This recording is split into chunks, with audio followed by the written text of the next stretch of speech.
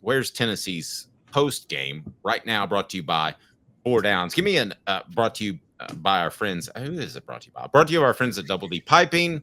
It is Four Downs. Caleb, Tennessee's post game as a whole. We will dive into that with Four Downs, but let me get your thoughts on just post game as a whole and how present it was against Wofford or not. Completely not present. I get that Rick Barnes wanted to play more spacing this year, and this is not his fault, but he has not had what he needed from his post players. And there is a lot to criticize about him. And we're going to do that here because that's what we do. And Tennessee is not. That's what we do, bar. Okay, sorry. Wow. Doobie bar. All right. So let's break down each player. Four Downs brought to you by our friends at Double D Piping. Come on, guys, it's game time. Four Downs. Can you count? Four Downs. 1, 2, 3, 4. The Dave Hooker Show with Caleb Calhoun. Represented by T. Scott Jones. ThanksandJones.com. Tennessee's trial attorney. From the Ted Russell Ford Lincoln Studio, East Tennessee's #1 volume and customer service dealer. Ted Russell Ford and TedRussellLincoln.net. Now to the Dave Hooker Show on Off the Hook Sports. Okay, David points out that losing Freddie Delone and Cameron Carr has hurt on quality guard depth. Dubar was not sufficient to replace them, and I'm sorry, that was a slightly off topic. I clicked on the wrong one. So Brandon said we have post players, ? In that regard, what did you, before we break down each individual post player, and please hit that thumbs up button, take a second, it means a lot for the channel. Caleb, what did you expect out of Tennessee's post heading into the tournament? I expected Felix Okpara to be able to get you 10 points under the basket with size disadvantages. And I expected Igor Milicic Jr. to be an inside-out player who can drive to the rack, score from the post, and score from three. And as of right now, he can't do any. And so, they're just absent on offense. And this is going to come back to bite them. I got to be honest. They are not an inside-out team. That's fine. They don't have to be an inside-out team, but they got to be more than what they've been. And it's very, I can't believe I'm saying this, it's very antithetical to the way Rick Barnes has traditionally coached. He wanted guys that can establish leverage under the basket. A guy like Toby Owaka last year, who will bang you inside. And this is just not happening this year. And it doesn't have to be great. It's significantly worse than it needs to be. Is your issue more defensively or offensively or both? Offensively, because defensively, Felix Okpara can do what he needs to do. Great. Okay. Just making sure. Let's go ahead and get to Four Downs. We'll break down each individual player. Tennessee in the post offensively, I don't want to say struggled against Wofford. They just didn't go to it. Cooper Mays here. Hit like and subscribe. All right, Coop. Thank you. Coop here. First down. By the way, I spoke to Coop yesterday. He is not giving up football and opening the smokehouse. He is waiting for the NFL draft, and he's continuing to work. Let's go ahead and get that out of the way. Felix Okpara, what did you think of his play on first down?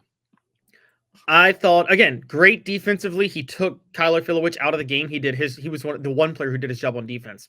Needs to do more on offense. He had 7 points, 5 rebounds, 1 block. He was 3 of 5 from the field. All right, I want to point this out. 3 of 5, you could say that's efficient. He wasn't asked to do much with Chaz Lanier. But Dave, when you're Felix Okpara and you see who's guarding you from Wofford, you should be 5 of 5 from in the paint. You shouldn't be 3 of 5. You should be 5 of 5. I won't argue with that. Cooper Mays here. Second down. Second down is Igor Milicic Jr. If Dubar's, who we'll get to, been very disappointing, Milicic has at least been disappointing. I don't even want to say somewhat disappointing. I just want to say disappointing, but not very disappointing. Is that fair or is that too harsh? No, it's fair, and I'm willing to go there too. One, Igor Milicic is soft under the basket. Now, you guys are good, not, I don't want to say you guys. People are going to come back to me, Dave, and what are they going to say? Well, he's a stretch 4. He plays out on the perimeter, and exactly what I said at the beginning of the year. He's a stretch 4, plays on the perimeter, exactly what I said at the beginning of the year. Here's the problem with that. If you're a stretch 4, you need to be able to shoot the 3, right? And guess what Milicic has done from 3 since the start of the SEC tournament? Not good. Not good. 1 of 5 versus Texas, 1 of 2 versus Auburn, 1 of 2 versus Florida, 1 of 4 versus Wofford. So he has hit just 1 3-pointer in each of his last 4 games. And Dave, he hasn't hit more than 2 3-pointers in a game since Tennessee's February 11th loss to Kentucky. That was over a month ago. Okay. He has been completely absent from 3. Where is his shooting? He's like, literally, if you're a stretch 4, then your job is to literally shoot the 3. And he's not doing it. Now, is it, I guess it is it especially troublesome now? Is it pertinent now? Or is this something you knew for weeks that Tennessee wasn't good in the post? Because I've felt that way for a while. I knew that they weren't great, but in early February to mid-February, we actually had Jimmy on the show. I thought Felix Okpara was turning the corner where with spacing, he would be effective. Because, Dave, if Chaz Lanier is doing what he needs to do, Zakai Igor is doing what he needs to do, and Igor is actually shooting the ball from 3, Felix then has an advantage one-on-one under the basket. And even if you don't have post moves at that point, if you're athletic, you know you can score, right? It's kind of like if you ISO Blake Griffin with just one person underneath the basket when he's in his prime, he's going to score. And so I think that's what I was expecting. The reason it's not working is Igor is not shooting enough from 3 and he's not hitting enough from 3. And it's kind of a huge issue. So look, the biggest problem, the root problem with this is Igor Milicic Jr. not shooting the ball well from 3. And by the way, guys, I want to point out, it's not like he can't score under the basket. Okay. While he was 1 of 5 from 3 against Texas, he was 4 of 5 in the paint. He took it to the paint. He needs to be a stretch 4 does not mean, I want to make this clear to people. A stretch 4 does not mean you're just a shooter. A stretch 4 means you're a 4 who can score it from all different angles of the court. Like, Dirk Nowitzki still had to score under the basket, didn't he? Yeah. Like, if you have to be able to score under the basket. And so a stretch 4 is a guy that needs to, that doesn't mean that you're just a 3-point shooter. It means you score from all levels of the court. No, I agree. Now, let's get to third down. I'm going to shift the order a little bit. Tennessee center Cooper Mays here. Third down. Matt says, can someone please tell me what the personal issue with DeBar is that he shut his season down? Well, I mean, listen, there's a difference. And yes, there was a death in the family, but there's just a difference in how we handle this as opposed to how we did 20 years ago. So now you make reference. I don't know, actually, if it's better or worse the way we handle it now. We refer to personal issues. We refer sometimes, as Will did, mental health. You know what we would have said 20 years ago? That guy just stinks. We wouldn't have gone in that direction. Might have defended him a little bit. I can't really recall a player that I knew. Obviously, James Pierce, but we've reported that. He had a very serious bad thing happen in front of him, and it affected him throughout the year, especially early in the year. Dubar's death in the family, I think, affected him.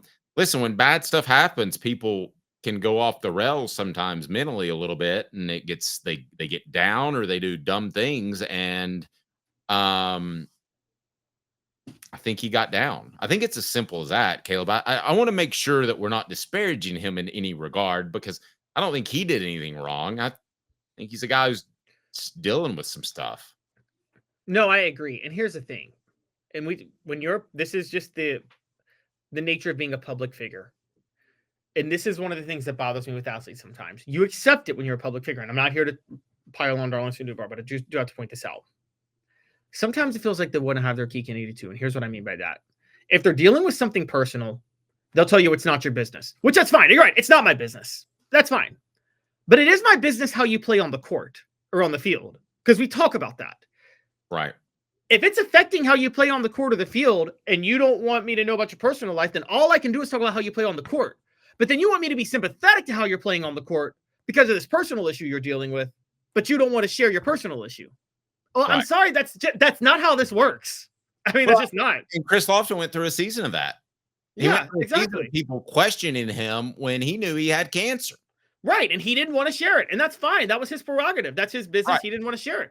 The difference between Dubar and Lofton in the two situations is that, when somebody passes away in your family, you know about it because he spent time away from the team and you knew it.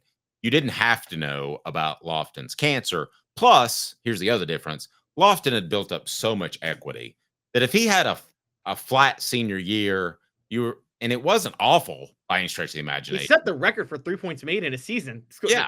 I mean, like, he just didn't seem to have the same giddy up that he had before. And I agree with Dylan completely, who says we have to remember these are college kids still developing, and having something personal happen will take a little longer than an adult. I mean, heck, I've had something happen to me personally recently. It took me a while to work through. I mean, Caleb, that's just the human condition. I agree. It is. All I'm saying is that, and that's one, if it was going to affect your play this much, you should have redshirted. You should have redshirted for a year. I totally agree. Now, here's the other thing. Do you get off on the wrong foot with the coaching staff because you're not dealing with a personal issue well, and they say, I just kind of like the scholarship back? Rick Barnes doesn't seem like that type. Rick Barnes would never do that. A lot of coaches would. As a matter of fact, I will go ahead and go on record that about 4 of the last 5 coaches at Tennessee would have. Oh, of course. I mean, well, 3 of the 5. I actually, with everything about Konzo Martin, I think he cared about his players on a real personal level. Okay, I'll give you Konzo. Yeah. Who are the last 5 players? Let's go ahead and dive into that. Last 5 coaches? Coaches. Kevin O'Neill, Jerry Green. You're going back beyond 5. Okay, O'Neill would have. I'm not counting Tyndall. O'Neill would have. Jerry Green would have just let the player decide. Just call me when you get a chance to let me know. And then Konzo probably wouldn't. Pearl would have. Buzz Peterson would have, because he did that. Yeah, Buzz Peterson was another player. Buzz Peterson dismissed players for the pettiest stuff because he was trying to make a point that he was bringing discipline into the program. I think it was like Harris Walker and Terrence Woods that he dismissed the minute he got on campus. Well, he told me once that he was running the guy extra hard in practice, and I said, "You think you can turn him into a player?" And he goes, "Well, that'll run him off. Sometimes you want the scholarship back." I mean, that was flat out what he said. You got to talk like Buzz, though. What is it? We're going to try to ruin them all. Sometimes we want the scholarship back. North Carolina accent. Makes me think of eastbound and down. All SEC center Cooper Mays here. 4th down. Cade Phillips. Cade Phillips. This is going to be kind of a hot take, but I think he should be playing more. I think I agree. He takes a little bit long to get set, and he does have foul trouble issues. I mean, he gets in foul trouble all the time, but he played 12 minutes last night and he had 6 points, and all from the free throw line. Went 6 of 8 from the free throw line. He plays aggressive. And it's just kind of welcome to watch somebody for Tennessee play aggressive in the post, isn't it? Yep. So I think Cade Phillips should be out there more. He really does have to fine tune his skills. I don't think Rick Barnes meant for Cade Phillips to play a lot this year. He's had to because JP Estrella went down with the season-ending injury. We're gonna look, if Tennessee gets bounced out early, this is going to be a complete like what if scenario, because we're going to be like, what if JP Estrella didn't get hurt, and what if Cameron Carr didn't leave? And I mean, we're talking Tennessee would have been a 1 seed in an easy path to the national title. So I'm actually a fan of the way Cade Phillips plays. Just because of what Igor Milicic is not doing and Rick Barnes' principles, if I'm Rick Barnes, I'd start Cade Phillips over Igor. Dylan says, I like Cade, but sweet Jesus, make your free throws. I don't know if it's sacrilegious or not. I hope not, because I just love the way that sweet Jesus sounds. Well, he made his free throw. He went 6 of 8 yesterday. Yeah. I mean, that's not bad. No, I mean, yeah, it's not that. Look, Cade Phillips, I think, is a very, very good, solid player. And you're right, he is kind of like Fulke. Fulkerson, one of the problems with Fulkerson was that, like, once SEC teams devised a defense for him, he was a little more one-dimensional, but that wasn't his fault because Tennessee never should have built an offense around him. Honestly, he was meant to be complementary, not have the offense go through him.